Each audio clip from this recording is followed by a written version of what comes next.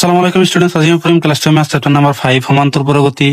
Arithmetic progression. তো অনুশীলনী 5.2 রেকর পড়া আমি কি 16 লৈকে কৰিছো। আজি তোমালোকক 17 আৰু 18 অংক দুটা সমাধান কৰি দিম। প্ৰথমতে আমি 17 টো সমাধান কৰি দিম। 17 নম্বৰ কোৱেশ্চনত কি কৈছে চাবা,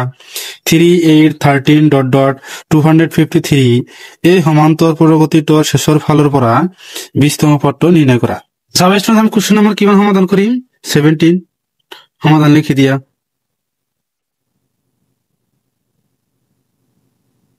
কিমান দিয়া আছে আমার এপিটো কি দিয়া আছে যে 3 8 13 ডট ডট লাস্টের পদটো কিমান দিয়া আছে 253। তো ইয়ার প্রথম কিমান জানো 3, সাধারণত ডি মানে কিমান জানো 8 এর পৰা 3 মাইনাস কৰিলে কিমান জানো 5, আৰু এই আমাক কিমান দিয়া আছে অন্তিম পদটো কিমান দিয়া আছে 253 দিয়া আছে আমাক। তো আমাক কিমান দিয়া নাই, ইয়াতো আমাক কি উলিয়াব লাগে। তো সাবাই স্টুডেন্টস আমি কি সাধারণ পদ আমি কি জানো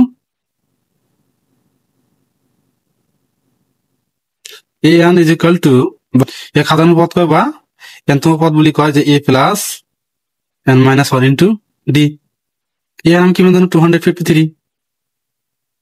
is equal to a মানে আমি কিমান জানো 3 প্লাস n তো আমি না জানো d মানে আমি কিমান জানো 5। সবাই স্টুডেন্টস 3 টু প্লাস এ ফেলাইলে কি হবে minus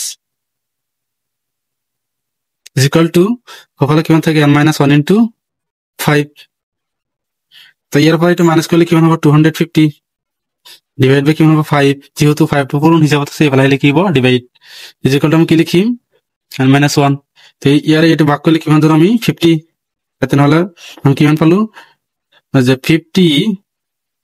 is equal to n minus 1 substitute. তাহলে n ইজ ইকুয়াল টু কিমান হবে 51, এটা মাইনাস এ ফেলাইলে কি প্লাস সাবস্টিটিউট। এটা কোশ্চেনত কৈছে যে হেকৰ ফালৰ প্ৰথম সমান্তৰ প্ৰগতি এটি কৈ থাকিব। তাহলে এইটো ফালৰ পৰা কি হেকৰ ফালৰ পৰা প্ৰথম ফাল লৈ 20তম পদটো উলিয়াব লাগে। তো চাবা স্টুডেন্ট আমি কি কৰিম যে মুঠ পদ কিমানটা ওলাইছে 51, মুঠ পদ কিমান আছে 51। তোমালোকে কি কৰিবা যে এতিকে মুঠ পদৰ পৰা 20টা পদ মাইনাস কৰি আকৌ 1 যোগ কৰিম, যেটো হ'ব সেইটো পদ আমাৰ ওলালে হৈ যাব। মানে মুঠ পদ মাইনাস কিমান হেকৰ ফালৰ পৰা কিমান কৈছে 20 মাইনাস কৰি দিয়া, আকৌ আমি কি কৰিম 1 প্লাস কৰিম ইজ ইকুয়াল টু কিমান মুঠ পদ আমি কিমান জানো 51 মাইনাস 20 প্লাস 1। তো সাবা স্টুডেন্টস এটি প্লাস প্লাস করে দিয়া কিমান 52 মাইনাস 20 ইজ ইকুয়াল টু 2 এর পৰা 0 মাইনাস কৰলাম কিমান জানো 2, 5 এৰ পৰা 2 মাইনাস কৰলাম কিমান জানো 3। 32 পদৰ সংখ্যা ওলালে যেটো সংখ্যা ওলাব সেইটো কি হেকৰ ফালৰ পৰা চাবা 20তম পদত সেই সংখ্যাটাই হ'ব। তো এতিয়া আমি কি কৰিম যে তো সাবস্টিটিউট আমি কি লিখিম যে থেকে 20তম পদ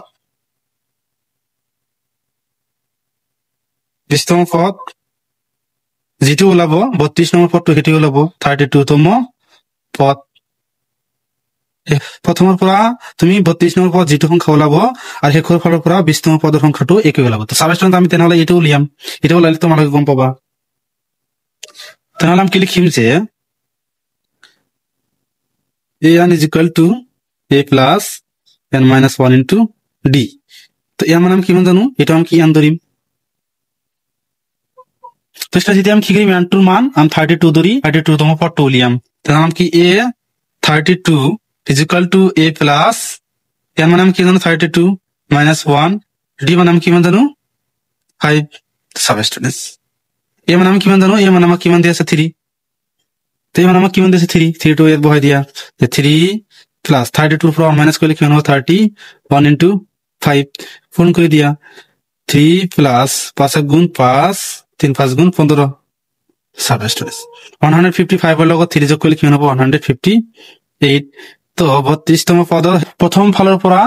32তম পদৰ সংখ্যাটো কিমান হ'ব 158, আকৌ হেকৰ ফালৰ পৰা 20তম পদৰ সংখ্যাটো কিমান হ'ব 158। এটা আমাৰ কি উত্তৰ আছে তোমালোকে যদি তোমালোকে প্ৰমাণ কৰি চাব পাৰা কি কৰিবা ইয়াৰ পৰা কি সংখ্যাবিলাক লিখিবা কিমান 32টা পদ লিখিবা আৰু ইয়াৰ পৰা কি হেকৰ ফালৰ পৰা তোমালোকে 20টা পদ লিখিবা। হেকৰ ফালৰ পৰা 20 নম্বৰ পদ আহি কিমান পাবা 158, আৰু প্ৰথম ফালৰ পৰা যেতিয়া প্ৰথম ফালৰ পৰা যাবা 32 নম্বৰ পদত কিমান পাবা 158। ইয়ালৈকে কৰিব লগিছিল স্টুডেন্টস। এতিয়া আমি তোমালোকক 18 নম্বৰটো কৰি দিম। তো চাবা স্টুডেন্টস কি কৈছে, এটা সমান্তৰ প্ৰগতিৰ চতুৰ্থ পদ মানে A4 আৰু অষ্টম পদ মানে A8 পদ দুটাৰ যোগফল কিমান 24। এই পদ দুটা যোগ কৰিলে কিমান হ'ব 24 আৰু ষষ্ঠ আৰু দশম পদ দুটাৰ যোগফল কিমান 44 সমান্তৰ পৰিগতিটোৰ প্ৰথম তিনিটা পদ উলিওৱা সমান্তৰ পৰিগতিটোৰ প্ৰথম তিনিটা পদ উলিয়াব কৈছে তো সাবস্টিটিউশন একেবাৰে সহজ সাবস্টিটিউশন কোৱেশ্চনত কি কৈছে যে চতুৰ্থ পদ মানে a4 প্লাস অষ্টম পদ মানে a8 এই পদ দুটা যোগ কৰিলে কিমান হ'ব 24 তাৰপিছত কি কৈছে যে ষষ্ঠ পদ মানে a6 প্লাস দশম পদ মানে কি a10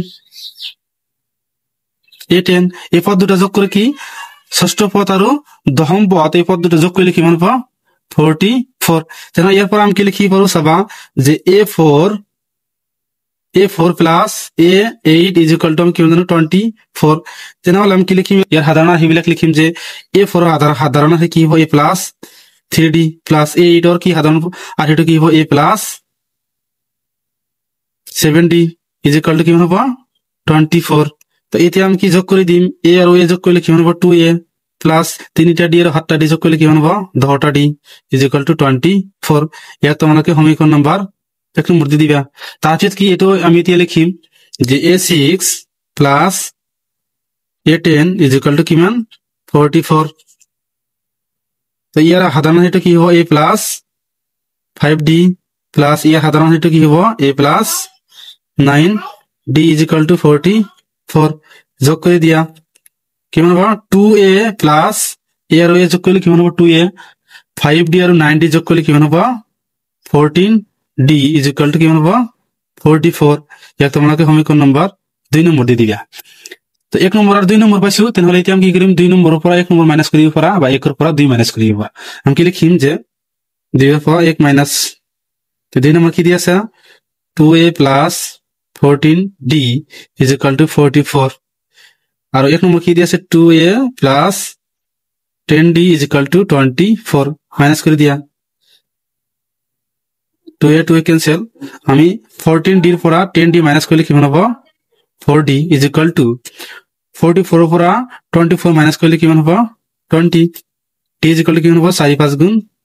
কৰি d ইজ ইকুয়াল টু কিমান হ'ব 5 তো আমাক d ওলাইছো এতিয়া আমি কি a উলিয়াম তো স্টেশন d ওলাইছো এতিয়া আমি ওলাম d ৰ মান 1 নং সমীকৰণত বহাই পাও তো স্টেশন এতিয়া কি কৰিম d ৰ মান 1 নং সমীকৰণত বহাই দিম 1 নং সমীকৰণ আছিল 2a plus 10d is equal to 24 তো এর মানটো উলিয়াব লাগে এর মান আর d এর মান উলালে আমি তিনটা পদ আমি উলিয়াব পারিম বা ইয়াতকৈ বেশি উলিয়াব পারিম তো 2a plus 10 into 5 is equal to 24 2a plus 10 into 5 is equal to 24 তাহলে 2a plus কিমান হ'ব 10 5 গুণ 50 is equal to 24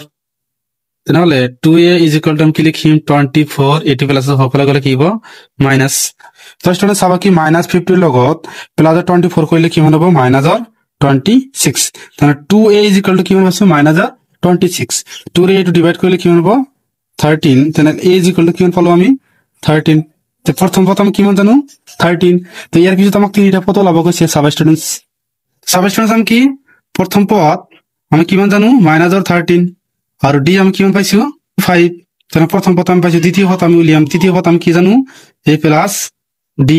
a মানে কিমান জানো -13